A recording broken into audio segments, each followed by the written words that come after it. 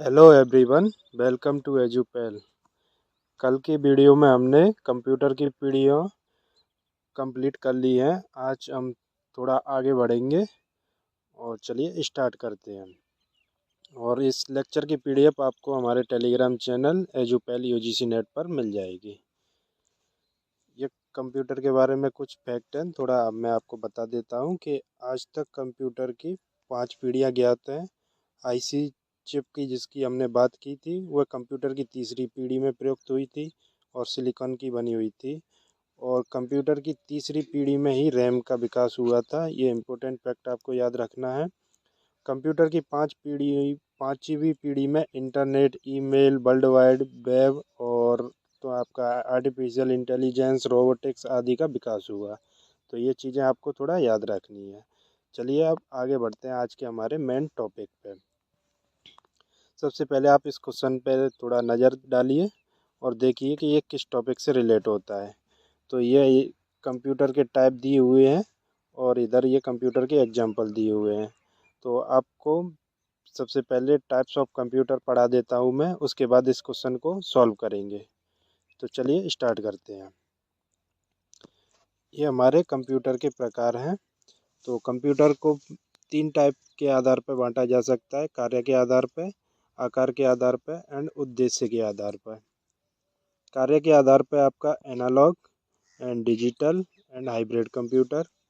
आकार के आधार पर आपका micro computer, mini computer, mainframe computer and super computer. और उद्देश्य के आधार पर सामान्य उद्देश्य कंप्यूटर एंड विशिष्ट उद्देश्य कंप्यूटर। चलिए इनको वन बाय वन डिटेल में देखते हैं। तो कार्य के आधार पर पहला है आपका एनालॉग कंप्यूटर। इस सामान्य भौतिक राशि जैसे ताप, दाब, लंबाई के मापन पर आधारित होते हैं।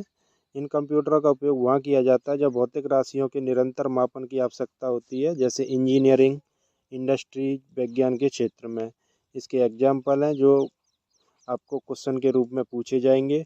ये आपको ज़्यादातर याद रखना है, बजाय इसके कि कहाँ इसका कैसे यूज होता है। जैसे कि थर्मामीटर, स्पीडोमीटर, एनालॉग घड़ी, भूकंप मापी एंड वोल्ट मीटर। ये एग्जाम्पल आपको प्रॉपरली याद रखने हैं कि किस टाइप के कंप्यूटर के एग्जाम्पल हैं। चलिए नेक्स्ट देखते हैं। डिजिटल कंप्यूटर, ऐसे कंप्यूटर जिनका उपयोग डिजिटल युक्तियों में किया जाता है तथा जो डिजिटल सिग्नल का प्रयोग करते हैं। डिजिटल कंप्यूटर डाटा और प्रोग्राम को जीरो और वन में परिवर्तित करके इसको इलेक्ट्रॉनिक रूप में ले जाते हैं। डिजिटल कंप्यूटर गणना के साथ साथ लॉजिकल क्रियाएं भी करती हैं। उदाहरण के लिए डिजिटल कंप्यूटर, डिजिटल घड़ियाँ एंड कैलकुलेटर। अगला देखते हैं हाइब्रिड कंप्यूटर। हाइब्रिड कंप्यूटर में आपका analog computer and digital computer दोनों के गुण विद्यमान होते हैं। जैसे आपने देखा होगा पेट्रोल पंप पर कंप्यूटर जो पेट्रोल की मात्रा को मापकर लीटर में दिखाता है और उसकी गणना भी करता है।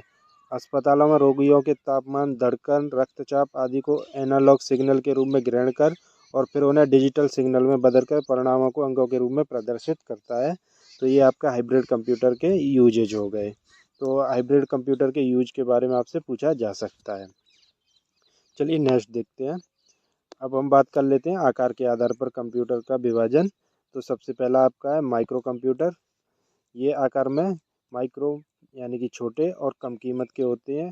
घरों, कार्यालय, विद्यालय आदि में लगे होते हैं। एंड इन कंप्यूटरों की संग्रहण क्षमता और कार्य करने की क्षमता भी कम होती है और इन पर एक समय में एक ही व्यक्ति कार्य कर सकता है। उदाहरण के लिए आपका desktop computer, laptop, palmtop, notebook, tablet आदि। ठीक है, चलिए नेक्स्ट देखते हैं। अब बात करें हम मिनी कंप्यूटर। तो ये मध्यम आकार के सामान्य उद्देश्य वाले कंप्यूटर होते हैं। इसे मिड रेंज कंप्यूटर भी कहा जाता है। ये माइक्रो कंप्यूटर की तुलना में अधिक कार्यशील, शक्तिशाली एवं अधिक कीमत वाले होते हैं। इनकी संग्रहण क्षमता एवं कार्य करने की गति अपेक्षाकृत अधिक होती है।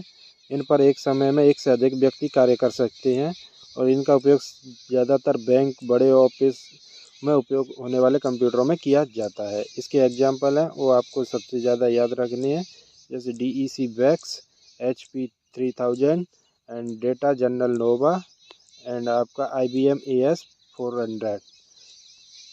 ओके, चलिए नेक्स्ट देखते हैं। तो तीसरा है आपका मेन फ्रेम कंप्यूटर। तो ये आकार में बहुत बड़े होते हैं। इनकी संग्रहण क्षमता या कार्य करने की गति बहुत अधिक होती है।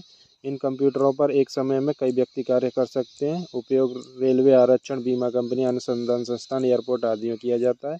ये इसके एग्जाम्पल हैं जो आपको याद रखने हैं, जैसे IBM Z series and UNIVAC and इताची and आपका फुजीतसु GS21 एंड नेक्स्ट वन आपका सुपर कंप्यूटर।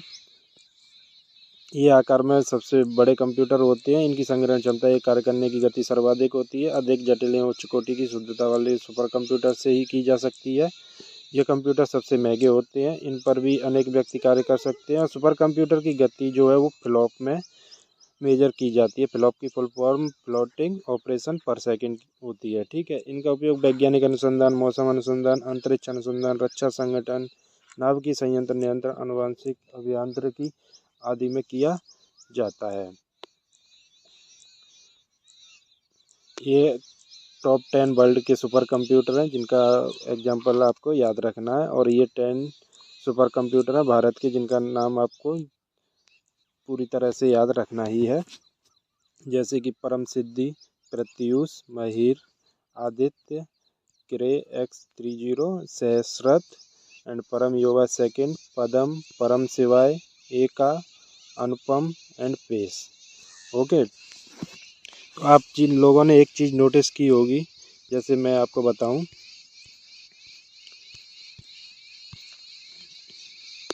ये जो आकार के आधार पर कंप्यूटर हैं आपके, इनमें अगर हम ऊपर से नीचे की ओर जाते हैं तो इनके कंप्यूटर की मेमोरी और कार्य करने की क्षमता है वो बढ़ती जाती है। तो इस तरह से आपसे क्वेश्चन पूछा जा सकता है कि इनको क्रम में जमाइए, क्षमता के आधार पर या मेमोरी के आधार पर। ओके। और एग्जाम्पल तो इनके पूछे जा ही चुके हैं और आगे भी पूछे जाएंगे। ठीक है। तो इस तरह ये हमारे कंप्यूटर के टाइप हो गए। अब ये कंप्यूटर के आगे बढ़ने से पहले उस क्वेश्चन को सॉल्व करते हैं। हाँ, ये देखिए। तो आपका सुपर कंप्यूटर के बारे में मैंने आपको बताया था।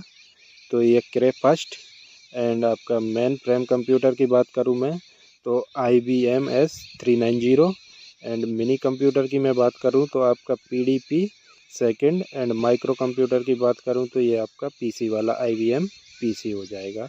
तो इस तरह आपका A4, B1, C3 and D2 यानी कि ऑप्शन नंबर 1 सही आंसर हो जाएगा। तो इस तरह आपको एग्जाम्पल याद रखने हैं इन कंप्यूटर टाइप में, और आपको उनकी क्षमता और उनकी गणना करने की, जैसे सामान्य जो कंप्यूटर होने हैं उनकी गणना की कि वो जो होती है वो बिट में होती है, एंड ये जो है सुपर कंप्यूटर वो फ्लॉप में करता है। ओके। तो इस प्रकार हमने कंप्यूटर के टाइप्स के बारे में जाना और क्वेश्चन को सॉल्व किया। आशा करता हूँ दोस्तों आपको वीडियो अच्छी लगी होगी। तो वीडियो को लाइक कर दीजिए, चैनल को सब्सक्राइब कर दीजिए और अपने दोस्तों के साथ शेयर कर दीजिए। कल के वीडियो में हम पढ़ेंगे components of computer and input output devices के बारे में। तो धन्यवाद, आज के लिए इतना ही।